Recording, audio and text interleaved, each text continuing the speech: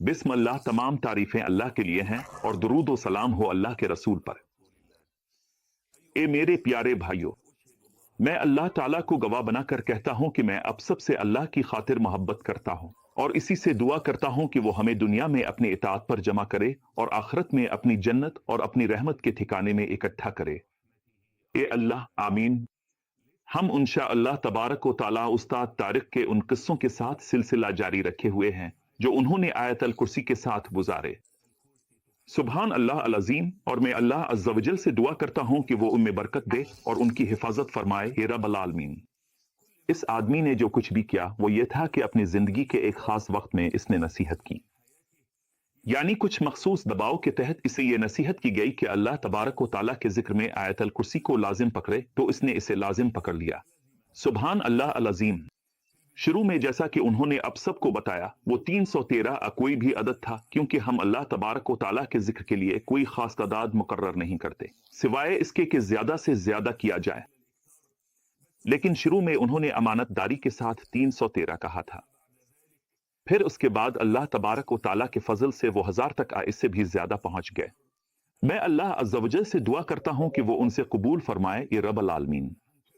तो हम इंशाअल्लाह तबारक व तआला आज ये सिलसिला जारी रखेंगे, यानी एक निहायत खूबसूरत कहानी है जो मुझे उस्ताद तारिक ने सुनाई। मैं वो अब सबको इंशाअल्लाह तबारक व तआला उन्हीं की आवाज में सुनाऊंगा। ये पहली बात थी।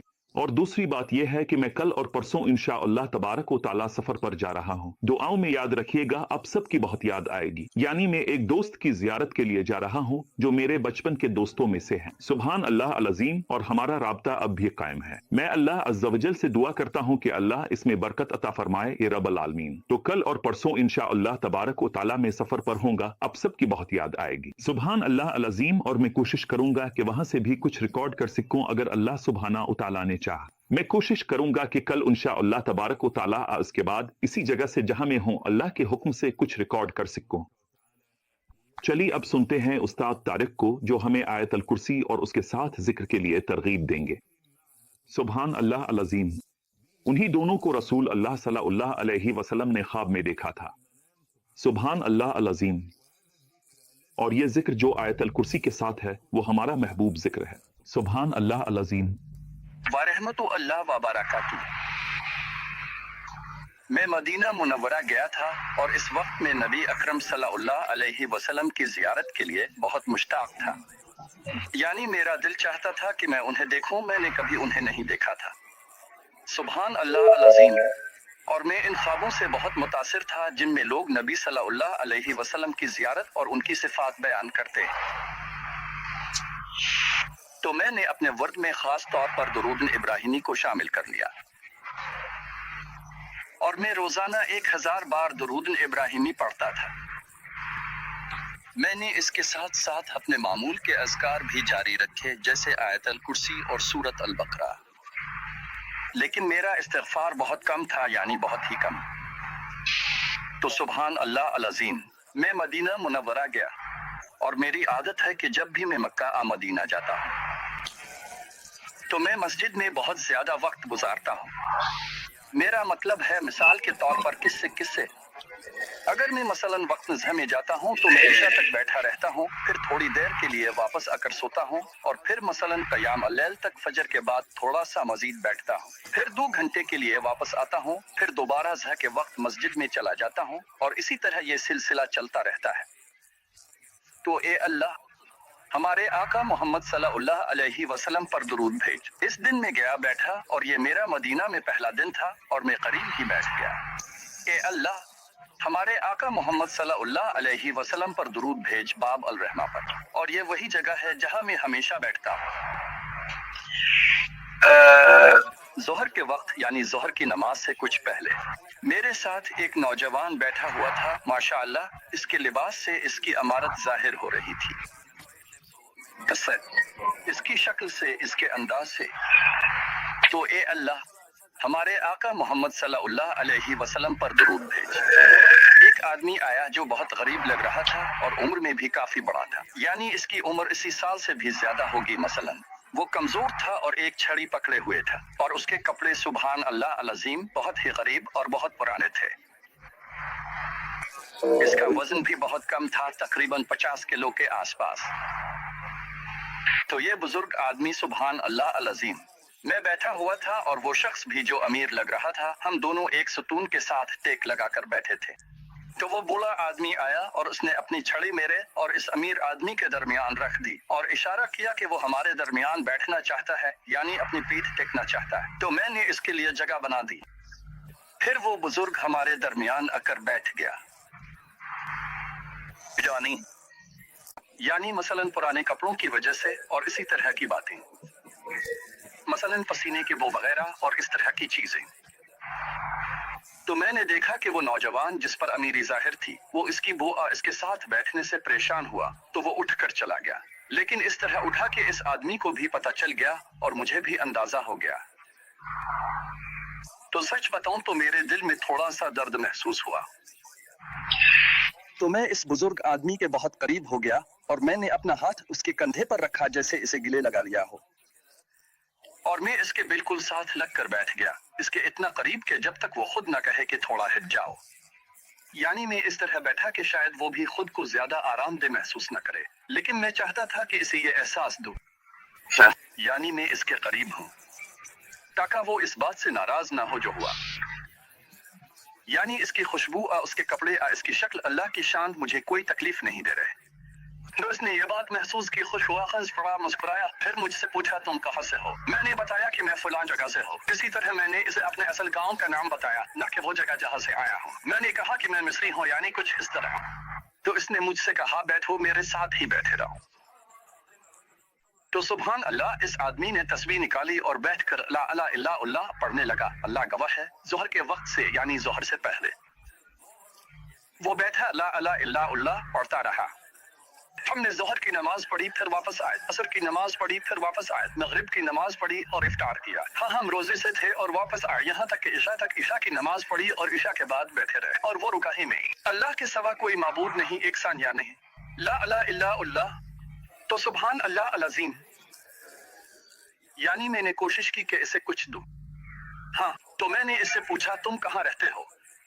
इसने कहा मैं पहाड़ के ऊपर एक खेमे में रहता हूँ, किसी पुरानी जगह में, यानी मेरे पास घर नहीं है, बस एक झोंपड़ी जैसी जगह है या कुछ ऐसा ही। और उसने मुझसे कहा कि मैं हर रोज पैदल आता हूँ, और उसने कहा कि मैं इस हालत में 30 साल से हूँ।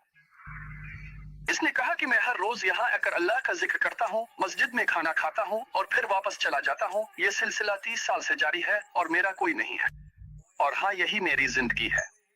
मैंने इसे अल्लाह सुब्हाना व तआला के फजल से इज्जत दी। अल्हम्दुलिल्लाह रब्बिल आलमीन। तो वो बहुत हैरान हुआ, हैरत से मस्जिद की छत की तरफ देखने लगा और अपनी हालत पर यकीन नहीं कर रहा था। फिर वो मेरे लिए दुआ करने लगा और कहने लगा कि बस मुझसे कोई भी ख्वाहिश मांग लो, यानी मुझे बताओ तुम्हें क्या चाहिए। मैंने इसे कहा अल्लाह की कसम, मेरी ख्वाहिश है कि मैं नबी सल्लल्लाहु अलैहि वसल्लम को देखूं। अल्लाह की कसम यही हुआ। मैं तुम्हें अल्लाह अजीम की कसम देता हूँ। इसने अपना चेहरा नबी सल्लल्लाहु अलैहि वसल्लम के मजार की तरफ मोड़ा चंद सेकंड के लिए, फिर मेरी तरफ देखा और कहा आज रात तुम उन्हें देखोगे। तो मैं हंस पड़ा, बस यूं ही मुस्कुरा दिया। तो उसने यमनी लहजे में कहा यानी तुम मेरे बातों पर हंस रहे हो। मैंने कहा माज अल्लाह, बस मैं खुश हो गया था। इसने कहा आज रात तुम उन्हें देखोगे। फिर मुझे लगा जैसे इसने मुझ पर जोर से कहा और नाराज हो गया। मैंने कहा ठीक है। मैंने इसकी बात को संजीदगी से लिया तो इशा के बाद चला गया।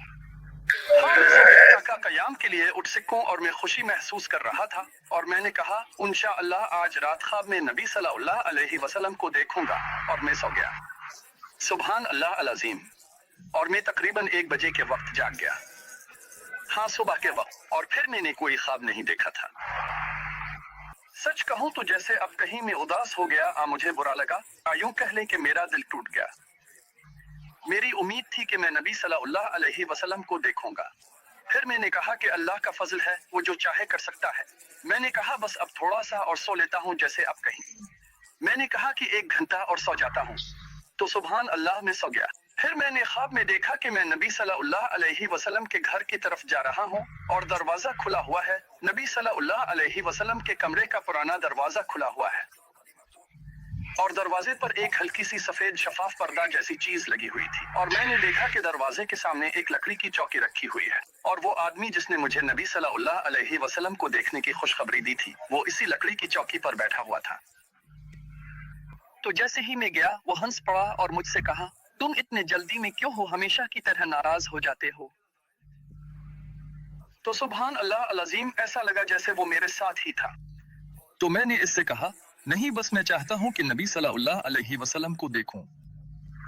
اس نے کہا، ہم جانتے ہیں کہ تم نبی پر بہت درود بھیجتے ہو، لیکن استغفار کو درود سے زیادہ نہ کرو، اور تم نبی صلی اللہ علیہ وسلم کو دیکھو گے اور دروازہ کھلا ہوا ہوگا۔ سبحان اللہ العظیم، میں خواب سے بہت خوش ہو کر جاگا، حالانکہ میں نے نبی کو نہیں دیکھا تھا، لیکن مجھے محسوس ہوا کہ میں نے حل پا لیا ہے۔ تو سبحان اللہ العظیم، اگلے دن میں دوبارہ اسی جگہ پر بیٹھ گیا۔ ہاں، سارا دن میں خوش تھا اور مسلسل استغفار کرتا رہا اور نبی صلی اللہ علیہ وسلم پر درود بھیجتا رہا، استغفار کرتا اور درود بھیجتا رہا۔ پھر ایک اور آدمی آیا، سبحان اللہ، وہ یمنی تھا۔ پھر جیسے ہی میں آیا اور اسے بتایا کہ میرے ساتھ ایسا ہوا ہے، اس نے مجھ سے کہا، خاموش رہو، کیا تم مجھے وہی بتاؤ گے جو میں نے کیا تھا اور جو میں نے خواب میں تم سے کہا تھا؟